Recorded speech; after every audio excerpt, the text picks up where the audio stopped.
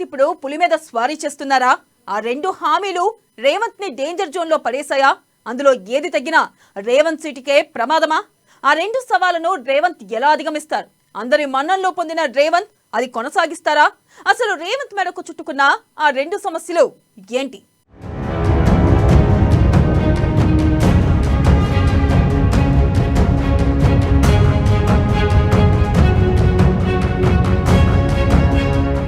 Risk తీసుకున్న CM Revanth మెడకు రెండు ప్రధాన సమస్యలు. రుణమాఫీ విషయంలో రైతులు ఆగ్రహం, రాజకీయ ఒత్తిళ్లకు దారితీసేలా హైడ్రా, ముందు కూల్చివేతల్లో వేగం తప్పనిసరి. రుణమాఫీ తేనెతుట్టను కదిపిన రేవంత్, తాను సెల్ఫ్ గోలైన రేవంత్, బడ్జెట్ లేకుండా హామీ ఇచ్చిన రేవంత్, 50% మంది రైతులకి రీచ్ కాని రుణమాఫీ, పులి మీద స్వారీ చేస్తున్న సీఎం రేవంత్.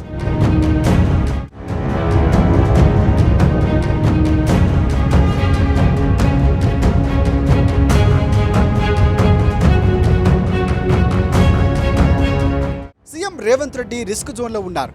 తెలిసి చేశాడో లేక తెలియక చేశాడో తెలియదు, కానీ రెండు ప్రధాన సమస్యలు తన మెడకు చుట్టుకుని ఉక్కిరి బిక్కిరయ్యేలా తనే చేసుకున్నాడు. ఇదంతా స్వయంకృత అపరాధమే. రైతు రుణమాఫీ విషయంలో రేవంత్ తీసుకున్న స్టెప్ రైతుల ఆగ్రహాన్ని చవి చూసేలా చేస్తే, హైడ్రా పేరుతో అక్రమ కట్టడాల కూల్చివేతలు తీవ్ర రాజకీయ ఒత్తిళ్లకు దారితీసే ఘట్టంగా మిగలనుంది. అక్రమ నిర్మాణాలని మనమే అంటున్నాం, మరి కూల్చివేస్తే మంచిదేగా అంటారా? అనడం సులువే, కానీ ఆచరణలో పెట్టినప్పుడే వస్తుంది అసలు సమస్య. దీన్ని ఓవర్కమ్ చేశాడు రేవంత్ రెడ్డి.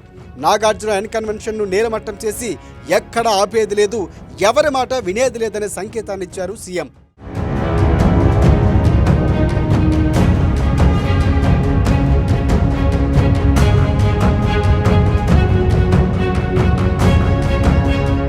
నా బంగారు పుట్టలో వేలు పెడితే కుట్టనా అన్నట్లు నాగార్జున కమ్యూనిటీ ఏం చిన్నది కాదు. తెలుగు ఇండస్ట్రీలో పాతుకుపోయిన మర్రి వృక్షం. మరి అంత ఈజీగా రేవంత్ సర్కార్ను వదులుతాడా? దీంతోనే అయిపోలేదు, ఇంకా చాలానే ఉన్నాయి. ఎఫ్టీఎల్ బఫర్ జోన్లో నిర్మించిన ఫామ్ హౌసులు, భారీ నిర్మాణాలు, వాటిని వదిలితే 1000 కళ్ళతో వాచ్ చేసే శక్తులు ఇప్పుడు రెడీగా ఉన్నాయి. రేవంత్ను ప్రశ్నించేందుకు సిద్ధంగా ఉన్నాయి. నాగార్జున అన్కన్వెన్షన్ కూల్చివేస్తున్నప్పుడు చాలామంది అప్రిషియేట్ చేశారు, భేష్ అన్నారు, పార్టీలకు అతీతంగా సంతోషించారు. దీనిపైన రూమర్స్ మొదలయ్యాయి.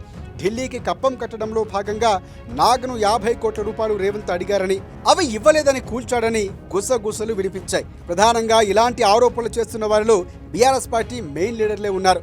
ఇవి వాస్తవికత దూరమే అయినా మున్ముందు మాత్రం అక్రమ నిర్మాణాల కూల్చివేతల్లో ఇదే వేగం కనపరచకపోతే దీన్ని మరింత బలంగా ప్రజల ముందుకు తీసుకుపోయే ఈ సెక్షన్ కాపు కాసుకొని వెయిట్ చేస్తుంది.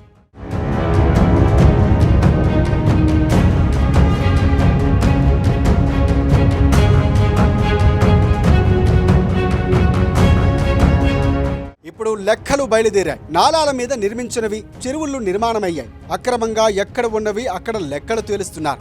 తెర మీదకు 49,600 అక్రమ కట్టడాల అంశం వస్తుంది. ఇవన్నీ చేతగాకనే గత ప్రభుత్వం వదిలేసింది. మరి రేవంత్ దీన్ని ఎలా ముందుకు తీసుకువెళ్తాడు? ఇక్కడ కాంగ్రెస్ పార్టీ నాయకులవి ఉన్నాయి, మరి అవన్నీ కూల్చాల్సిందే. ఒక్క కేటీఆర్ మీద ప్రతీకారికంగా దీన్ని చూస్తే విమర్శల పాలవుతాడు రేవంత్. సినీ ఇండస్ట్రీని ఆంధ్రాకు తీసుకుపోయేందుకు చంద్రబాబు ప్లానింగ్లో భాగంగానే రేవంత్ ఇది చేశాడనే ప్రచారాన్ని కూడా కొంతమంది పనిగట్టుకొని చేస్తున్నారు. ఇవన్నింటికీ సరైన ఆన్సర్ ఇచ్చి తిప్పికొట్టాలంటే ఏకైక మార్గం హైడ్రా స్పీడ్ను ఇదే విధంగా కొనసాగించడమే మార్గం. హైడ్రాపై ఒత్తిడి లేకుండా స్వేచ్ఛగా దాని పని అది చేసుకునేలా చేయటమే సరైన నామం. లేదంటే ఓ బీఆర్ఎస్ లీడర్ అన్నట్లు ఇది హైడ్రామా ఫర్ కలెక్షన్ అని మిగిలిపోయేలా ఉందంటూ సీఎం రేవంత్కు సర్కారుకు అతి తక్కువ సమయంలో విపరీతమైన చెడ్డ పేరు తెచ్చిపెడుతుందనడంలో ఎలాంటి సందేహమూ లేదు.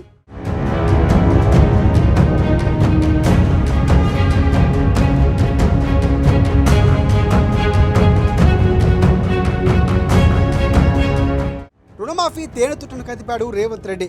హరీష్ వేసిన ఉచ్చులో చిక్కుకొని తనకు తాను సెల్ఫ్ గోలయ్యాడు సీఎం.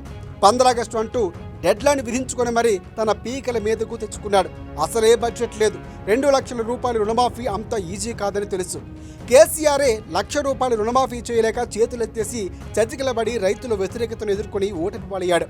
ఇక అనుభవాలు ఇప్పటి సర్కారు కళ్ళ ముందే ఉన్నాయి. కానీ రేవంత్ సర్కారు మాత్రం అవగాహన లేకుండా మొండిగా వెళ్లి ఈ విషయంలో బొక్క బోర్లా పడింది. రైతులందరిలో 50% కూడా రీచ్ కాలేకపోయింది రుణమాఫీ. పేదలకు చేస్తే సరిపోతుందనే వారి ఆలోచన బెడిసి కొట్టింది. రైతులు అంటేనే పేదలు, అందరికీ కావాల్సిందే. హామీలప్పుడు ఇవన్నీ కథలు చెప్పావా అంటూ నిలదీతల పర్వం మొదలైంది.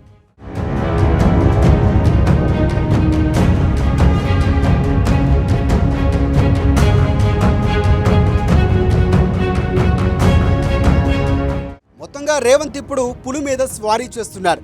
కిందకు దిగగానే ఆ పులి నోట కరుచుకొని పోతుంది. ఇప్పుడు పరిస్థితి చూస్తే అలాగే ఉంది. ఓవైపు రుణమాఫీ, మరొక వైపు హైడ్రా కూల్చివేతలు. ఈ రెండు సంపూర్ణంగా దిశగా సాగితేనే రేవంత్ తీసుకున్న రిస్క్ ఇప్పుడుకి అర్థం ఉంటుంది. వ్యతిరేకత నుంచి ప్రశంసల వైపు ప్రయాణం ఉంటుంది. లేదంటే ఏడాది తిరగక ముందే సర్కారుపై తీవ్ర వ్యతిరేకతను కొని తెచ్చుకున్నట్లే అవుతుంది. ఇది రేవంత్ భవిష్యత్తుకు కూడా గొడ్డలి పెట్టే అవుతుందని పలువురు విశ్లేషకులు అంటున్నారు.